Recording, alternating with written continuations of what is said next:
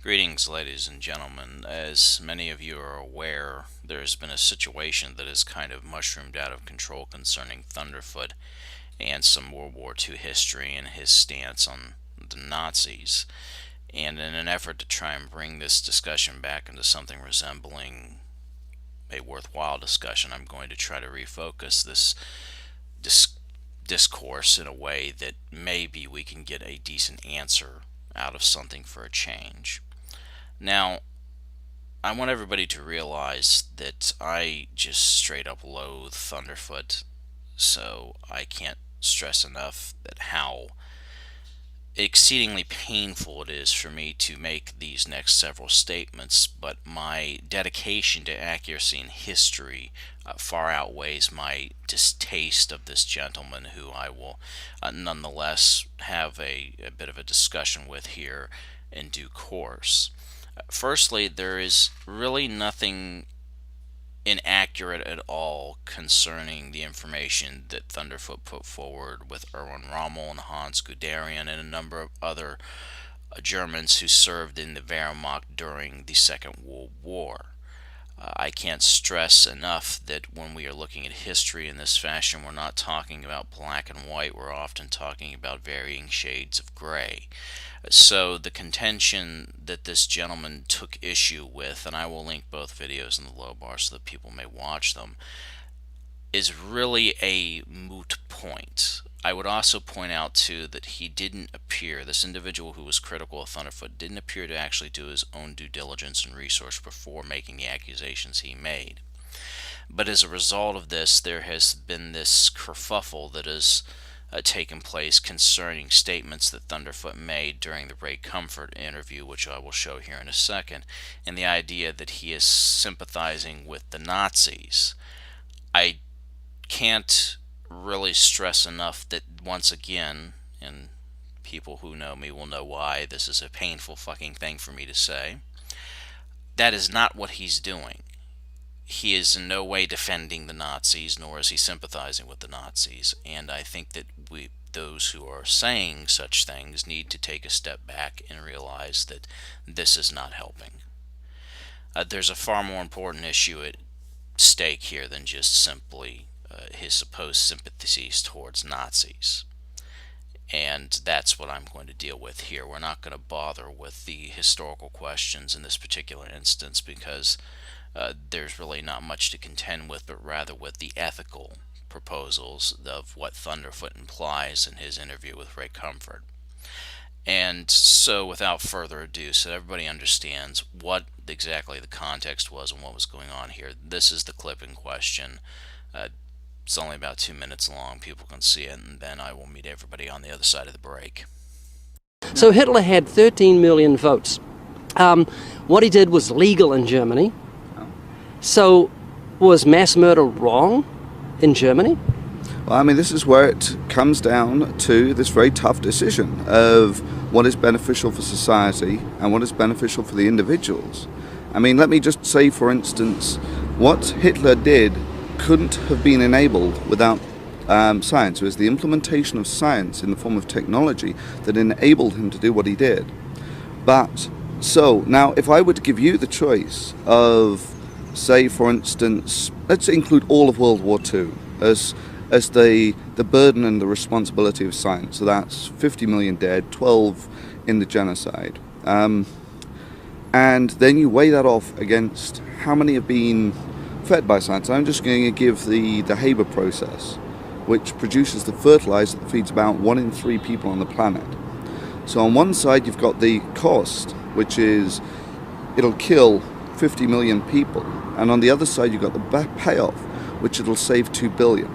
No, it won't, because you've got 50 million in your workforce. You've got 50 million scientists, people who can be scientists and inventive people. Someone could have invented a food to feed the whole of humanity, but they've been killed off. But this cuts to the nub of the moral question. How do you know what is right and what isn't?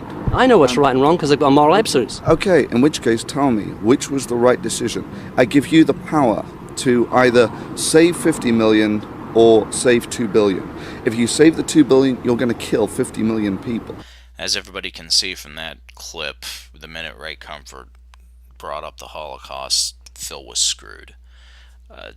Thunderfoot is simply not a good public speaker. He's not good at live debate, and his lack of understanding of philosophy, ethics, and his own deficiencies in those areas, which I will talk about at the end of this, left him in a situation where he could simply not answer the question properly. Then he framed that false dichotomy that really didn't help any more than that, and it made him look like he was apologizing for the Holocaust. Now, he was not doing such a thing, but it did appear that way to some people, and of course to people who don't like him very much. It's going to be a boon for them to do something like that and say, look what he did here. I kid you not, he apologized for the Holocaust.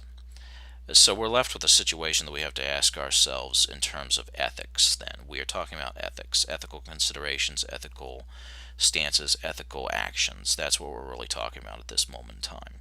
How would one, without the benefit of a divine mandate, be able to say to anyone in particular that the actions of what happened in the Holocaust were in fact bad, that they were negative, and that they really had no redeeming quality about them? Well, if we look at this in terms of something like perhaps virtue ethics, and we take the stance of an Aristotle or a Plato, that the actions that we take should always be towards the authoring of some sort of type of good, personally for ourselves and for other people, and then one could say that that which benefits not just oneself but the whole of society in and of itself is something that we could describe as being of the good. In other words, of something that would be considered to be an effective boon for the rest of humanity. Something that we should do that would allow people to not just thrive individually, but as the society advances, to thrive as a society also for all of humanity, not just for some. So with that simple idea, the idea that as a scientist, as a scholar, as a philosopher, and whatever we do, that what we're trying to do, what we're trying to accomplish is the author of some sort of good or benefit for society, then we should plan and act accordingly in that regard. So what about something like the Holocaust? How can we look at this and say to ourselves, this was just a terrible action to take, and it had no benefit for anyone? Well, firstly, let's put forward the question, was the Holocaust beneficial to anybody? Well, it's beneficial to the Aryan race in that regard, although that could be argued to be something that's not accurate also. But once again, we look at our action. Is our action something that could benefit all of society? Or as Kant would put it, is my action be able to be raised to the status of universal law? And the answer is no. If I decide suddenly that a whole group of people, for no other reason than they're different from myself, must be now marginalized and in the end exterminated, I am not acting in a way that is benefiting everyone. It's benefiting a small group of people. Now let's look at how this came about also. Well, part of it was long and deep-seated history of anti-Semitism in Germany and other areas. It was also based on pseudo-scientific ideas about race that have no place in modern society. One could also say that in some cases the quackery that went on in the Nazi high command was partially to blame, a kind of pseudo-mysticism, and indeed in some cases a religious mysticism that allowed for these ideas to also propagate, and that they in the end actually didn't benefit anybody because Germany was defeated. The German state was destroyed, the leadership of the Nazis were mostly killed and or put into prison, and close to 50 million people were now dead. So the actions taken by people like Hitler and Himmler, Goebbels and others, did not really benefit anybody in the long run. They were actions that were taken out of selfishness, out of stupidity. They were actions taken that were not in regard to any kind of a moral or ethical character, not really. So if we decide as a human being that there are actions that I will not take, that I regard all human beings as being an end in and of themselves, and that they have a consciousness, so to speak, that they have feelings, that they can be empathized with, that they are people that we could even reason with, if sometimes imperfectly. That if we recognize that the qualities that within ourselves exist in all other people, we, in that regard, should not move towards actions that are going to cause them harm, because we know that harm could be visited upon us. We're not going to do things that are going to kill millions of people for absolutely no reason, or no good damn reason, like some sort of bizarre racial ideology. That we actually don't do those things on account of these moral ideas that we have at our disposal, that we're trying to act towards some sort of good, and that that good should be beneficial to anybody and everybody who happens to encounter it. And you can't get there by declaring whole groups of people to be evil, disgusting, vicious subhumans that need to be exterminated. Now, what I'm talking about right now here is purely a rationalist point of view, so to speak. It's something that I'm reasoning myself into using logic and ideas about ethics and virtue ethics and stuff of this nature. It has no grounding at this point in anything divine. I am simply arguing from the standpoint of being a human being, and I'm deliberately leaving some areas, or areas I should say, open for interpretation, and in some cases for people to add also what they might think about something. It's an imperfect description, but it's not meant to be absolutely perfect at this point.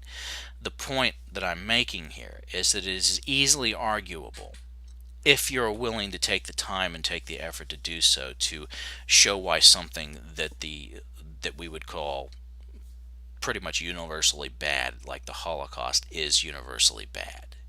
That we cannot in any way justify what happened here. Well, what about some of the medical experiments that took place? Well, link in the low bar to something from the Jewish Virtual Library that goes into a very good discussion about this question in and of itself, all the way down to the scientific idea that, when it comes to some of the science that was conducted, it was terrible science in some cases, or it couldn't be validated, and indeed asking the ethical questions that perhaps there are just some roads we should never be willing to go down.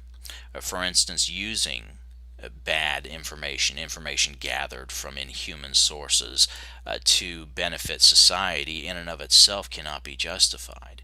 That we are tacitly giving our acceptance of this kind of thing when we do so, and that perhaps all of it should be simply treated as taboo. That's more of an individual decision for people to make, but I can understand those who would decide not to, and I even understand to a degree people who would decide to use that information because they may try to help somebody with it. The point of this is, though, that Thunderfoot could have, if he really wanted to, made the argument that would have mattered. He could have made an argument that Ray Comfort would have had a hard time dealing with simply using those ideas. That we can look at other people and empathize and decide we are not going to do things that are going to deliberately harm them. We're not going to do things that are going to cause them pain and suffering. We're not going to do those things, one, because we wouldn't want those things to be done to ourselves, and two, it benefits nobody, ultimately. It just causes more misery for people. It may make somebody feel good for a little while, but ultimately the whole society suffers when other people are suffering, be it through revolution, because people aren't being fed, their needs aren't being met, things of this nature, or through a ridiculous war started on false pretenses, something like that. All of this ultimately harms society in some way. And therefore, maybe in our considerations, regardless of whether or not you're a scientist or not, we should always be trying to move towards some sort of good, some sort of decent outcome for society in general. That's what we should be trying to move for. And if you make those arguments, if you say something like that, you don't have any problem saying, no, the Holocaust was bad for this, this, and this reason. And if somebody, for instance, like Ray Comfort says, well, how do you know that to be right? You can say, I have only my own experience to guide me. And that experience tells me that to do such things to other human beings, other sentient people who know the pain and the degradation, and to know all the negative consequences of doing something like that to them, that because of that, I will not inflict that kind of fate on other people because I can empathize with them. I don't need a divine mandate to tell me not to harm other people as much as humanly possible. One can simply put yourself in their shoes, or try to put yourself in their shoes. This is a very sticky discussion to be had. I don't want anybody to think that this is something that is a concrete or something that is simply being solved right now, because obviously the philosophical questions that I'm bringing up right now aren't solvable in a single session, and not in something of this format, to be perfectly honest. This is something that is far more complicated than I'm giving credit for, but I'm simply demonstrating how, if Thunderfoot had had any consideration for what he was actually doing, had respect for philosophy, and even actually had respect for science and the scientific method, and even for the philosophy and history of science, he would have never been in that position in the first place. So I hope that'll be food for thought for everybody. However, before I let everybody go, there is something I do have to point out here. And I want to make this very clear, not just for my own conscience, but so that nobody mistakes what I'm doing here for anything other than what it's supposed to be. And this is straight to Phil himself. First of all, Philip, I want to point out that one of the reasons that you seem to have so much difficulty with tough ethical and philosophical questions is because you lack any kind of ethical consideration in your own life. In other words, you're exactly the kind of person who the Nazis relied on to be able to carry out the final solution. Now, that doesn't mean you're a Nazi. It doesn't mean that you're some sort of terrible person who we're making the fallacy ad Hitlerum of. No, that's not the point of this. The point of this is that in my study of the Holocaust, I discovered that there were many individuals like you who were flexible in terms of the morality, said that the ends justified the means, and figured out all kinds of mentally gymnastic ways to justify doing something awful to people. And you, Phil, are one of those individuals. To just sort of put this into sharp relief, I want to bring up some of the things that you've done, and hopefully people will then realize why you have such a problem with understanding taking certain actions as being problematic. First of all, let's get the Free Thought Blogs thing out of the way. You're sneaking back into the system of Free Thought Blogs was an unethical breach of trust. It was an unethical violation. I don't necessarily know if it was criminal. That's really for somebody else to decide. And I don't want to get into that in any way, shape, or form anyway, simply because of the nature of the situation. But what you did was an unethical and cowardly and very, very despicable thing, regardless of what kind of people you were dealing with. You, of all people, should know that, especially in a scientific circle, there's expected not just privacy, but a degree of anonymity, so to speak, between colleagues so that they can bounce off ideas sometimes that when they're working through a problem that if people saw how they were working through it, they might not get the right idea from it. And that there's an expectation that everything that goes on in those situations stays in-house, that people keep it to themselves, for precisely the reasons that what happened at East Anglia University when they leaked those climate emails happened. That's the kind of thing that you try to avoid in terms of science or working in that environment. So what you did was incredibly unethical. But to you, the ends justified the means, and the only means and ends that you cared about were your own. And you caused a lot of misery for it.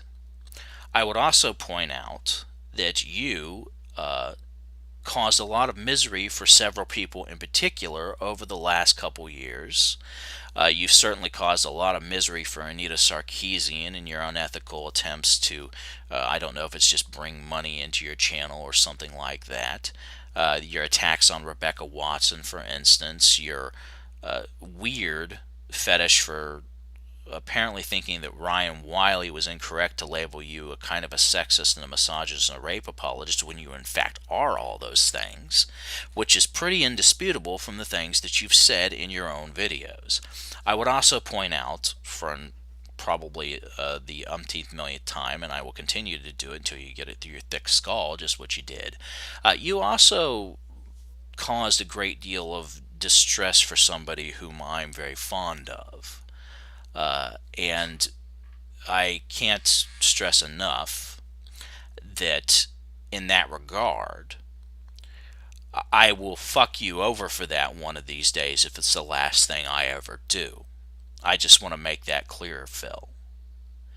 I will not forget that until I'm in the grave.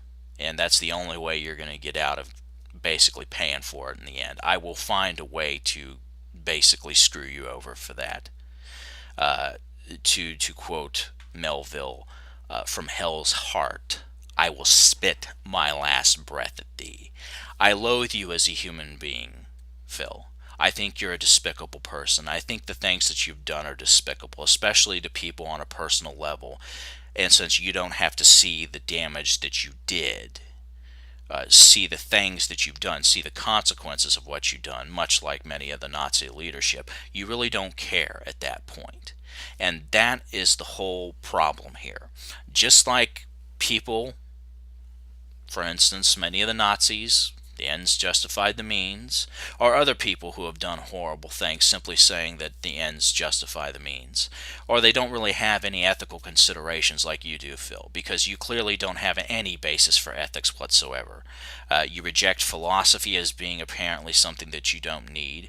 You ignore the lessons of history. You ignore the lessons of philosophical discourse, and you just go about your day harming people, causing them trouble, causing them all kinds of distress, causing them to be affected in extremely adverse ways, and you just don't care. And that's actually the reason you couldn't answer that question, because you have no regard for anybody but yourself, Phil. And like I said, one of these days, I am going to find a way to fuck you over for what you did, one way or the other. If it's the last fucking thing I do, okay? And that might violate some of my ethics, but at that point, I'm really not going to care. Because you should be accountable for the shit that you've pulled. And right now, you're not.